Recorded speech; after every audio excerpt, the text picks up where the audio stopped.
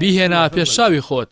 دەوڵەت بە زۆر ئەپلیکیشنێکی سیخوڕی لەسەر موبایلەکەت دابەزێنێت کە هەموو زانیاری و پەیوەندەکانت باورد و دەرشتەوە بگوازێتەوە بۆ دەستگامنیەکان.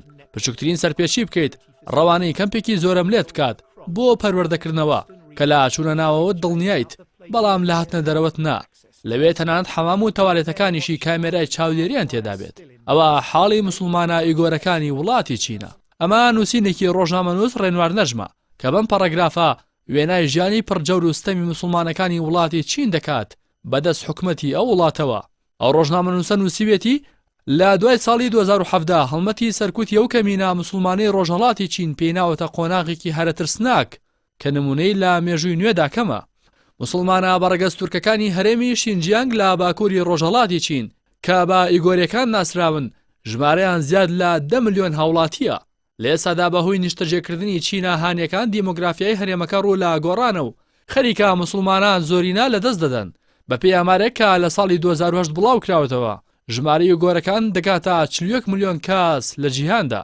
لە ساڵی 2016 شان شوانگۆ کرا بە دەسەڵاتداری یەکەمی هەرێمی شینجیانگ کە ئەمەش پلانێکی ورد بوو بۆ قڕکردنی مسلمانانی ئەو هەرێمە بۆ پێی پێشتر لە داپڵۆسینی کەمینەکانی چین تاقی کراوەتەوە کە لە نێوان ساڵانی 2011 بۆ 2016 لە هەرێمی تبت شوانگۆ ستەمێکی زۆری لە بودەکانی ئەو هەرێمە کردو لە ناودڵی پەرزگای بودەکاندا بانگەشی بۆ دروشمەکانی پارتی کۆمۆنیستی چین دەکرد. ئەو ئەویست ئەو ئەزمونە تاقی کراوەیە بۆ هەرێمە زۆرینە مسلمانەکە بگوازێتەوە. شوانگۆ لە سەرەتای دەست بەکاربوونیەوە ژمارەیەک ڕێوشێنی توند و ئیستیفزازکەری لە هەرێمەکە پەیڕەو کرد. لەوانە هەڵواسینی وێنەی شی جینگپینگی سەرۆکی چین لە ناو مزگەوت و شوێنە پیرۆزەکاندا، دانانی وێنەی سەرۆک لە سەر بەرماڵی مزگەوتەکان، هێشتنەوەی ڕیش و نقاب و فرۆشتنی هەندێک جۆری گۆشتی حەڵاڵ قەدەغە کران. چەندین شوێنی پیرۆزی ئاینی لە نێویاندا مزگەوتێکە مێژووی دروستکردنەکەی بۆ 800 ساڵ پێش ئێستا دەگەڕایەوە تەختی زەوی کران. زمانی ویگەری لە قوتابخانەکاندا قەدەغە کرا. لە هەموو ئەو ڕێوشوێنانە تونتر دروستکردنی 90 کەمپی زۆرم لێ بوو لە هەرێمی شینجیانگ بۆ ئەو ویگەریانی کە پابەندی ڕێوشوێنە ئەمنیەکان نابن. کەمپەکان ناوێن لێنراوە پەروەردەکردنەوە تایبەت با کەسانی خاوەن بیری تونڕەوی.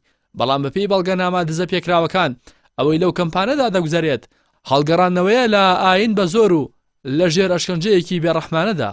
لەبەرەوەی ڕێگە نادرێت کەس لا کەمپەکان بشێتە دەرەوە یان هەڵبێت. سزای تون بۆ کەسانە دانراوە کە سەرپێچی ڕێنمایەکان دەکەن. کامێرای چاودێری لە هەموو شوێنێکی و کەمپە دانراوە با تەوالێت و حەمامیشەوە. هاوکات هەڵگەڕانەوەیان لە ئاینی ئیسلام سەرەکی ترین ئەرکی نێو کەمپەکەیە. هەرەمانە شاوای لە سندیکای نێودەوڵەتی ڕۆژنامەنووسانی بنکۆڵکار و 17 دەستگای میدیایی وەک BBC و گاردیانی بەریتانی کردووە کە بڵێن ئەو کەمپانە وەک زیندانی مەترسیدار بەڕێوە دەبرێن. ڕۆژانە چەندی جار مسلمانان دەپشکردێن. بە نمونە کاتی چوونە مارکێت و شۆفێریکردنی ئۆتۆمبیل تەنانەت پۆلیس بۆی هەیە موبایلەکانیشان بپشکنن. لە ئێستادا مسلمانانی وڵاتی چین مزگەوتەکانیان داخراون. ڕۆژوگرتن، قورئان خوێندن و خوێندنەوەی کتێباینەکان، هاوسەرگیری لە سەر بنەمای ئیسلام، ناونانی منداڵ بە ناوی ئیسلامی و بەروبووم و خواردنی حەڵاڵ قەدەغە کراون.